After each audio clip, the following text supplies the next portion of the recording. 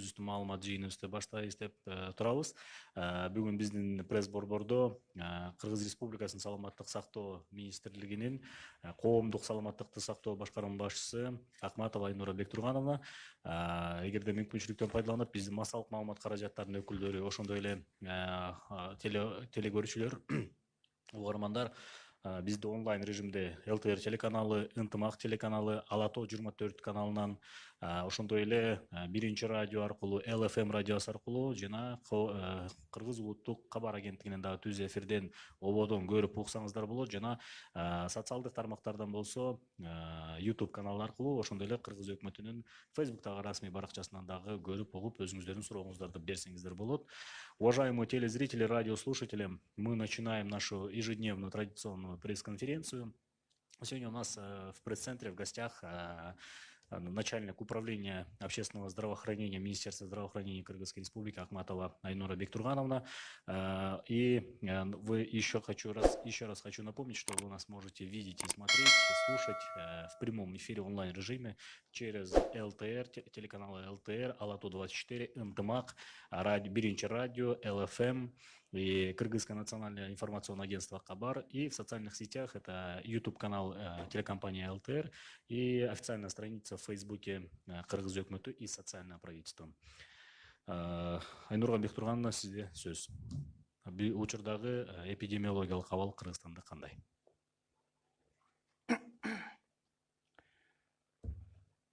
Сегодня, прежде чем рассказать о ситуации в Кыргызской Республике, хотела бы остановиться на некоторых цифрах по развитию коронавирусной инфекции в мире. Согласно данным Всемирной организации здравоохранения, на 23 марта 2020 года зарегистрировано 294 110 случаев подтвержденной коронавирусной инфекции. И сегодня развитие этой инфекции отмечаются в более 187 странах и территориях. Наибольшее количество случаев, как вам известно, регистрируется в Китае, Италии, Испании, Иране, Германии. Но здесь необходимо отметить, что в Китае у нас нету темпов прироста ежедневного. И в связи с этим, так как есть случаи регистрации в ближайших странах, с которыми мы имеем тесные экономические и культурные взаимоотношения и очень большое количество мигрантов, необходимо остановиться на том, что есть развитие коронавирусной инфекции в Российской Федерации, где есть 367 случаев, в Казахстане 59 случаев на сегодня и в Узбекистане 42 случая. Таким образом, пандемия коронавирусной инфекции в мире неуклонно набирает свои обороты, и на сегодня те 14 случаев, которые у нас в Кыргызстане подтверждены, также продолжают получать свое лечение в стационарах Кыргызской Республики. Это 8 женщин и 6 мужчин. Как вчера мы сообщали, состояние двух пациентов оценилось как средней тяжести, и сегодня мужчина 49-го года рождения переведен в реанимационное отделение. У него развилась правосторонняя пневмония, проводятся все необходимые мероприятия. Остальные 12 госпитализированных также продолжают получать свое лечение, а состояние их относительно удовлетворительное. В очагах инфекции, и не только в очагах инфекции, но и во всех регионах продолжаются все противоэпидемические мероприятия. Это дезинфекционные мероприятия, это ограничение передвижения населения, это передвижение на собственном транспорте между областями, между регионами, закрыты места массового отдыха. И также, как вам известно, сегодня продолжаются все карантинные мероприятия в школах, в детских садах. Но хотела бы обратить внимание, несмотря на то, что в стране введены эти ограничительные мероприятия, наше население, к сожалению, наверное, чуть-чуть несерьезно относится к нашим ограничениям. И в связи с этим я хотела бы немного сказать о том, что китайские граждане во всех своих выступлениях, во всех своих информационных, на всех своих информационных сайтах и блогеры этой страны отмечают, что основное на то, что обращало внимание правительство Китая и граждане Китая, это соблюдение строгих изоляционных мероприятий, строгая самоизоляция всех граждан у себя дома и соблюдение дезинфекционных мероприятий. Также все граждане, которые прибывают у нас граждане Кыргызской республики, которые прибывают из эпидемиологически неблагополучных стран, размещаются в местах обсервации. Сегодня, как вам известно, развернуто 2290 коек для обсервации, и эти граждане все проходят, которые находятся на обсервации, проходят лабораторные исследования. С 5 февраля 2020 года лабораторным исследованием охвачено 2451 человек. У 14 из обследованных результаты положительные, и у остальных результаты отрицательные. Из-под 14-дневного наблюдения выписано 1407 человек.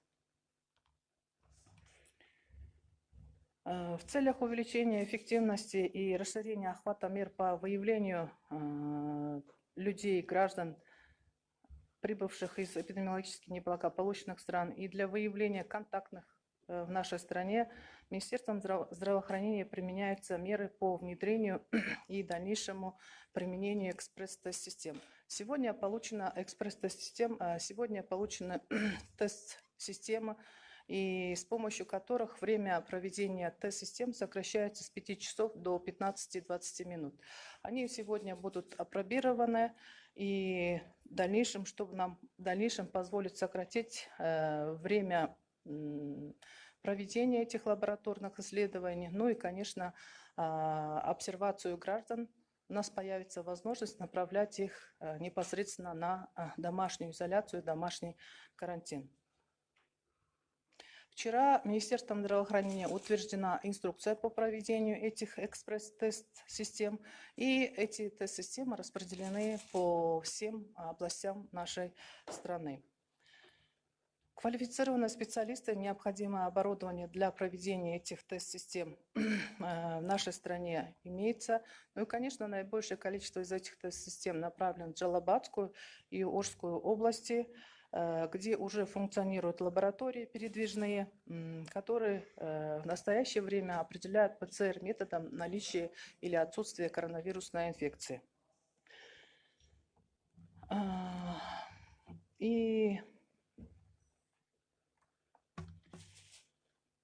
Ну и, конечно же, в конце своего информационного сообщения я хотела бы еще раз обратиться к нашим гражданам, что основные меры профилактики от коронавирусной инфекции – это на сегодняшний день обязательное соблюдение ограничительных мероприятий. Мы должны ограничить посещение родственников. Мы должны ограничить посещение своих родственников, друзей, если они находятся в том или ином учреждении здравоохранения на лечении.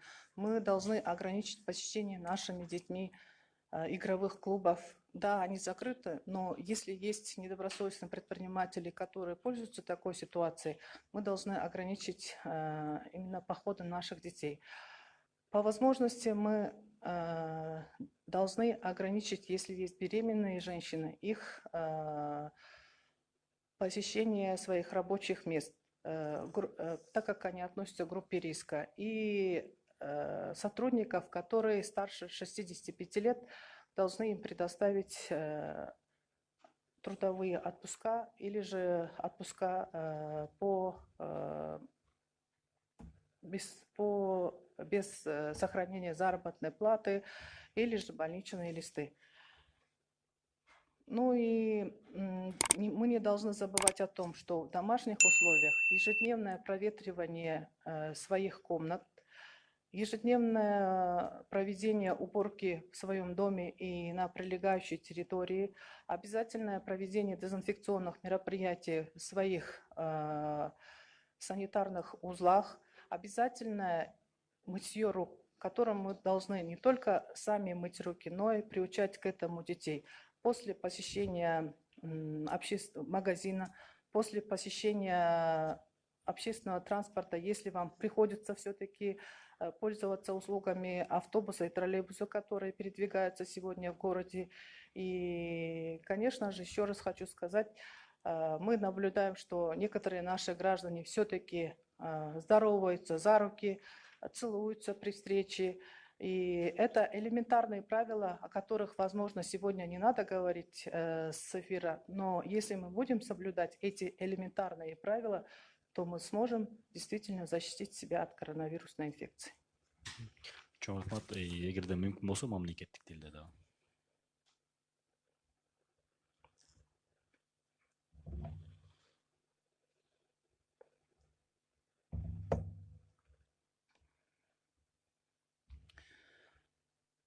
Кутмантаңыздар менен биздин Кыргыз Республикасындагы эпидемиологиялык абал жөнүндө токтоло кетүүнүн астында дүйнө жүзүндөгү коронавирустук инфекциясынын таркашы жөнүндө бир аз статистикага токтоло кетейин. Бүткүл дүйнөлүк саламаттык сактоонун айтуусу боюнча 23 март 2020 жылы дүйнөдө 2094.110 учур катталып, бул илдет менен 187 өлкө бул өлкөлөрдө илдет таралып отурат. Эң эле көп учурлар өзүңөргө белгилүү болгондой Кытай, Италия, Испания, Иран, Германия өлкөлөрүндө катталган. Бирок белгилей кетүүчү нерсе, Кытайда бул илдеттин таралышы эң эле ар бир күндө эң эле аз катталат. Бул Кытайда атайын эпидемияга каршы чаралардын өлкөнүн мамлекеттик органдары менен, андан сырткары калкы менен туура кабыл алынып, туура өткөзүлгөндүктөн ушундай тез арада булар коронавирус инфекциясынын бат азайышына алып келдик деп белгилей кетсек болот. Ошол эле биздин жаныбыздагы биз тез тыгыз экономикалык, маданият жана абдан чоң миграция кыймылы бар өлкөлөргө токтоло кетсек, Россия Федерациясында 367 учур, Казакстанда 59 учур, ал эми Өзбекстанда 42 учур катталып отурат. Биздин өлкөдө дагы коронавирус инфекциясы өзүн сиздерге белгилүү болгондой бүгүнкү күндө 14 учур катталып отурат. Алардын ичинде 8 аял, 6 эркек жаран. Жалал Абад областынын инфекциялык ооруканасында госпитализацияланган 1949 жылкы эркек жарандын бүгүнкү күндө реанимация бөлүмүнө которулду. Ал эми аял жараны болсо ошол эле инфекциялык бөлүмдө андан ары дарыланып жатат. Калган 12 жарандын ден соолугунун абалы салыштырмалуу канааттандырарлык деп айтып кетсек болот. Алар бардык керектүү дары-дармек менен камсыздалып, өзүнүн дарылоо иш-аракеттерин жүргүзүлүп жатат. Бардык биздин республиканын региондорунда атайын эпидемияга каршы иш-чаралар жүргүзүлүп жатат. Бул дезинфекциялык иш-чаралар. Андан сырткары негизги бул карантиндик изоляциялык иш-чаралар. Ушул жерде мен белгилей кетишим керек. Азыр биз эртең менен ишке келатып, андан сырткары күндүз мына азыр бул жака келатып, биз байкап атабыз, биздин калкыбыз ошо атайын биз киргизген изоляция жана карантин иш-чараларды толук түрдө сактоого көңүл бурбай жатышат окшойт. Ошондуктан мен дагы бир жолу